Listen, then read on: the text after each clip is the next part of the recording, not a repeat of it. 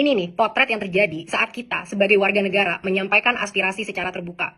Sebagai postingan-postingan, ada dugaan nih ya. Jadi aku nggak bilang, mungkin bukan dia. Kayaknya sih bukan, nggak mungkin lah ya Crazy Rich melakukan hal-hal seperti ini. Lah, dia tahu alamat rumahku. Tiba-tiba, buzzer-buzzer muncul di threads dengan nge-share informasi dan KTP aku secara terbuka. Mulai dari nama, NIK, nama ibu, alamat, semua disebar secara terbuka. Ini namanya doxing yang membabi buta, yang udah lama jadi strategi dugaan ya pemerintah Indonesia. Dugaan kita udah biasa dibungkam dengan tingkah-tingkah seperti ini. Kita yang bersuara terhadap pemerintah, hasil pajak kita dibayarkan dugaan untuk membayar buzzer-buzzer untuk mencemarkan nama baik kita di sosial media dan menggiring opini publik untuk mengalihkan dari argumen-argumen yang kita sampaikan. Begitulah kalau memang orang tidak bisa berlogika, berpendapat secara terbuka, yang bisa dia lakukan hanya menyerang personal. Apa yang buzzer-buzzer itu sampaikan? Katanya aku adalah aktivis LGBT. Nggak usah pakai difitnah, aku buka secara terang-terangan. Aku mencintai semua manusia, terlepas dari agama, terlepas dari seksual orientasi mereka, mau mereka suka sama pohon pisang, itu nggak ada urusannya sama aku. Yang aku urus adalah keadilan dan kesejahteraan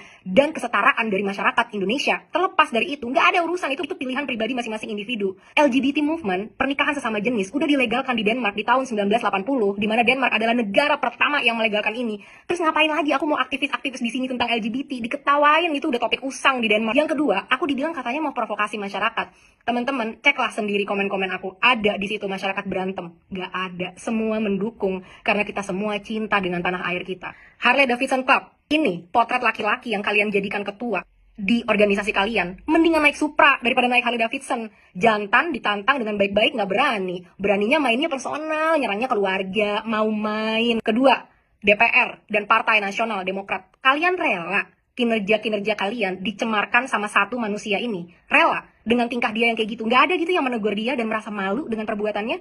Karena aku sendiri yang rasanya kayak, ya ampun, kalau mau melawan atau mau konfirmasi, setidaknya pakai logika dikit gitu. Aku udah sejahtera ya, dan aku di sini tulus untuk membantu masyarakat. Mau dibuka segala identitas aku buka nih, aku post, ini identitas aku. Siapa yang mau datang ke rumah aku, silakan. Kunjungi tuh lansia di rumah aku, kunjungi tuh anak-anak yatim dan yatim piatu, ponakan-ponakan aku yang selama ini aku biayai dari hasil kerja kerasku.